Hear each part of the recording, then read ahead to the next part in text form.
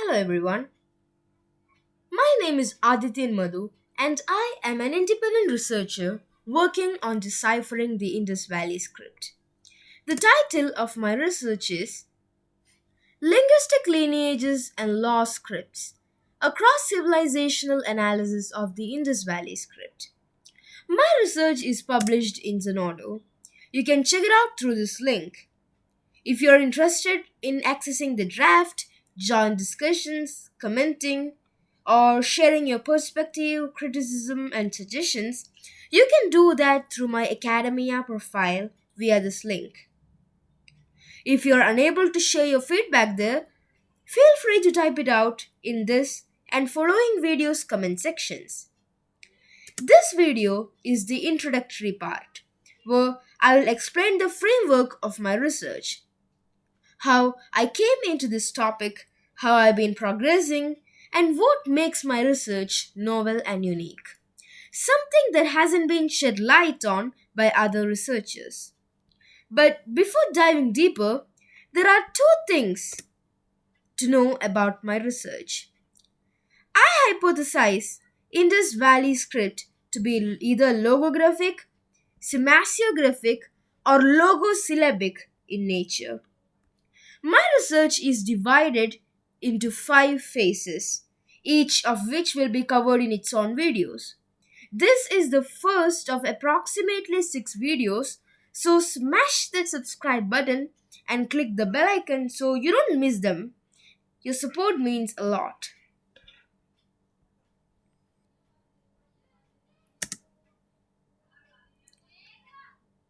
Phase 1, External Evidences.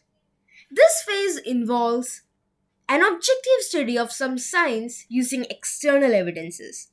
That means I will compare it with other contemporary languages, especially those that existed within close geographic and chronological proximity. This approach intentionally avoids the conventional Brahmi Dravidian debate, which involves languages that emerged millennia after the fall of the Indus civilization. Even if they are possible successors, the huge time gap would imply significant abstraction, simplification, conversion, and loss and addition of many characters, leading to a lot of chaos and uncertainty.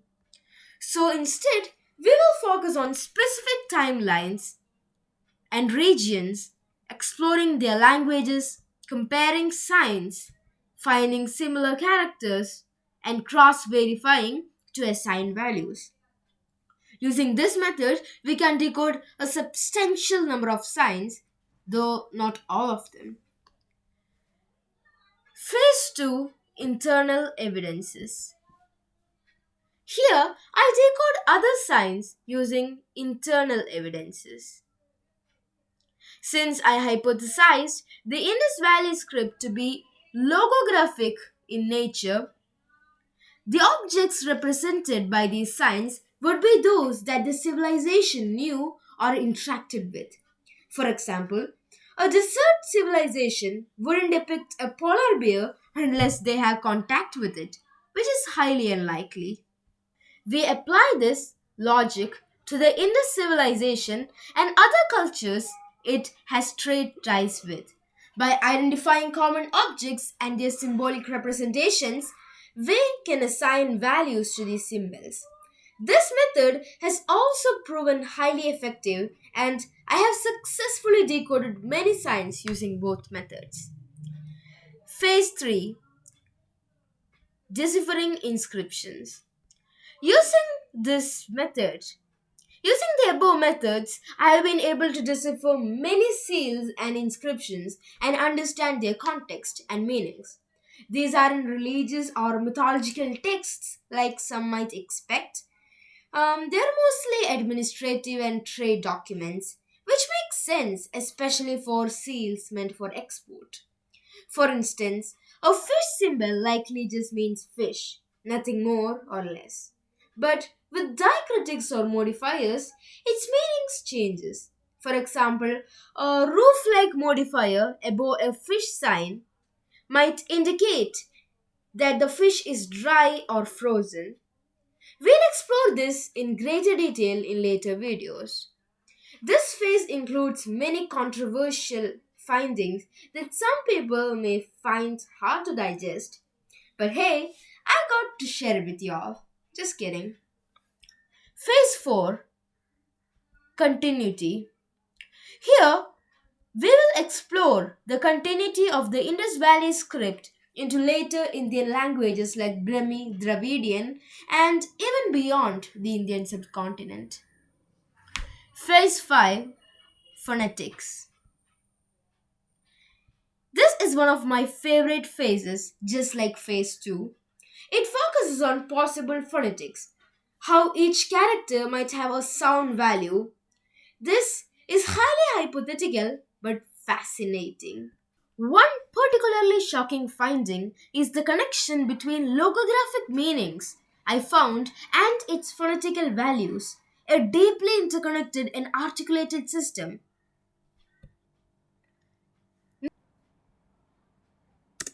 Now, let's have a glimpse into the structure of the Indus Valley script. First, let's look into the basic grammatical structure. The characters of the Indus Valley script or the IVS can be broadly classified based on the character formation. I'll explain that in detail. We can classify them into four groups: primary core characters, which is PCS, secondary composite characters, SCS, modifiers and diacritics, and at last, numerals and container characters. Let's begin with primary core characters. These two characters you see here are examples of Indus Valley characters. These are similar to our vowels or regular A to Z characters in English. They exist as they are and they cannot be broken down further. They are the building blocks like A, B, C, D, etc. They are the core components. That's it. Now, moving on to the secondary composite side. Look at this character. It's clearly formed by the combination of two primary core characters that I showed earlier. Just like A and E in English, which are individual characters, these core characters combine to form a secondary character like this. So, this secondary composite character can be broken back down into A and E respectively. So, that is a combination character, or in this sense, a secondary composite character. This is the concept behind character formation in the Indus Valley script. Now, I have created different combinations and equations to simplify the structure. These equations will be important and helpful in our future videos. Now, let's look into some important equations. The equation where two primary core characters combine to form a secondary core composite character is denoted as PCS plus PCS is equal to SCS. Let's consider another case. Suppose we have a primary core character and a secondary core character. Here, the primary core character cannot be broken down further, but the secondary core character can be broken down into two primary core characters. So, together, this primary core character and the secondary composite character combine to form another secondary composite character, as you can see it.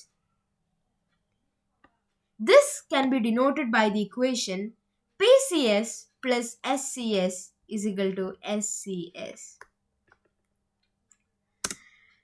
To let you know, there is no valid equation where two secondary composite characters combine to form a new character.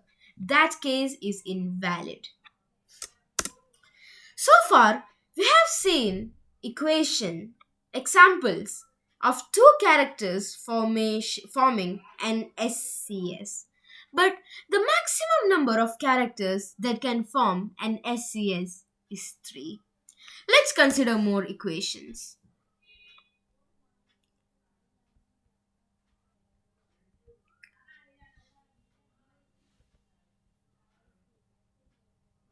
A primary core character combines with another PCS and then another PCS again, and these three PCS combine to form an SCS.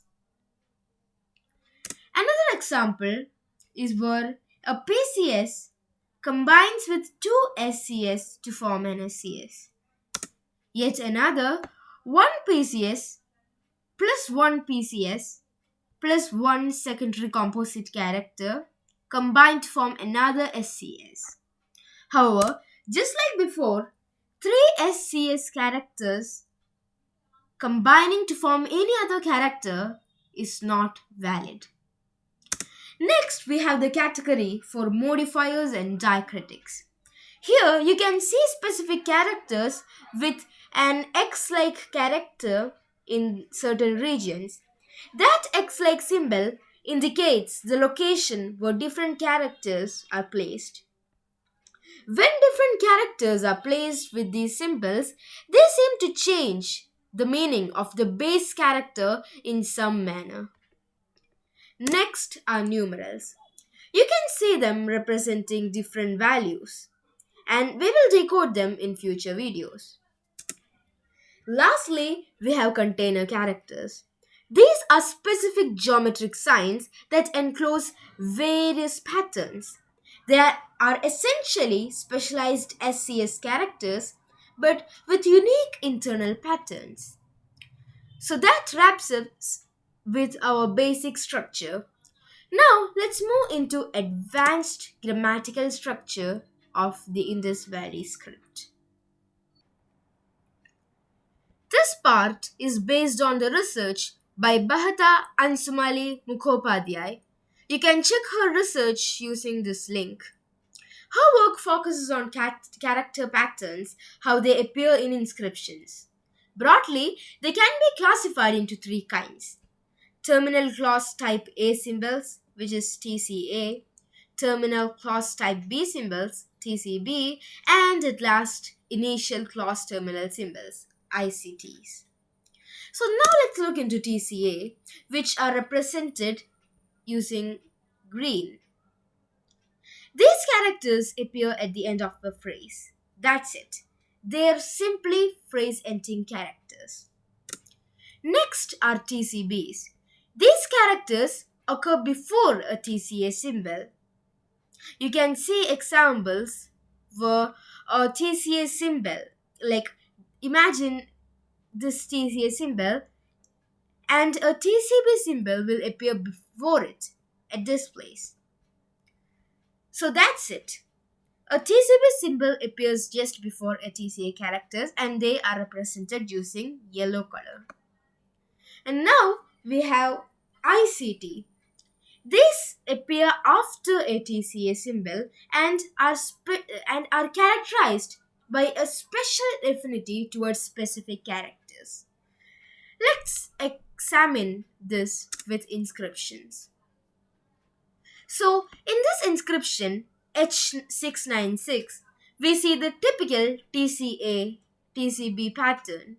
However, we don't see any ICT character appearing after the TCA. Instead, we find a non ICT symbol. But in another inscription, H179, in the same TCB TCA pattern, we now see the same non ICT sign move to the right and giving space to an ICT sign to appear after the TCA. So, when an ICT appears, the character that would normally follow the TCA moves to the right to make space for the ICT to be placed directly after the TCA. Now, let's look into another case. In certain inscriptions, we find TCAs followed by different TCBs, a very common pattern. But this specific TCA has a special affinity towards this non ICT sign. The specific non ICT sign has a special ICT. This sign is indicated with blue and it has a strong affinity between this jar-like TCA sign and different variants of fish signs. In this case, the pattern is not the usual TCB, TCA, ICT. Instead, these signs are acting as connective signs, linking two different signs together. These can be expressed as an equation x plus y, where x is the first symbol, y is the last symbol. The plus sign represents the connective sign between them. You can see here, this is the plus sign or the connective sign. It connects this x plus this y. Also here you can see the same pattern. This is the plus connective sign and this connects the x with the y. So this wraps up our basic and advanced grammatical structure of the Indus Valley script. Now we understand how important PCS and SCS formations and combinations are. They will play a crucial role in future videos. Now, let's look into how I confirmed that the Indus Valley script is logographic, semasiographic, or logosyllabic in nature and not alphabetic, purely syllabic, or an abugida. For this, I used two books by Andreas Fuels, which you can check via this provided links. These books contain almost all characters of the Indus Valley script, including their variants, totaling nearly 900 signs. Along with all characters, the books also list their frequencies, how often each character appears, which is a crucial aspect in understanding the script structure. So, as you can see here in this table of characters and their frequencies, I use this data for statistical analysis and pattern recognition using AI. Here is a summary of what I have found. So, you can see here the distribution is highly skewed. A few symbols have high frequencies, while most of them are rare. Now, let's look into the skewness test results. A very low p value shows the observed distribution significantly deviates from the uniform distribution. In simple terms, the counts are not evenly spread among the characters. So, what does this data tell us? Many characters appear very rarely, which is 1 to 5 times. These characters are likely the secondary composite signs, which are unique, complex characters formed by combining the primary core characters. A smaller set of characters appears very frequently. These are the primary core characters or PCS, the fundamental templates used to build many SCS. They appear hundreds or thousands of times. So, is this pattern random? No. It shows a structured writing system. It reflects a system where a very few characters serve as the base form, which is the PCS, and many others are variants, extensions, and combinations, which means they are the SCS. This structure will guide us in selecting candidate languages for our external evidences section, where we will compare structural patterns and identify the similar scripts to the Indus Valley script. So, what kind of writing system does this represent? This is a classic case of a logographic or logosyllabic writing system, where a small number of core signs appear repeatedly, while complex compound characters appear infrequently. This is not typical of alphabetic, syllabic, or abugida. Hence, we can confidently classify this Indus Valley script as logographic or logosyllabic in nature. That is it for this part. This was just an introductory section. More videos will follow soon. You can check out my research and share your feedback. It would be extremely helpful for me. Thank you. Have a nice day.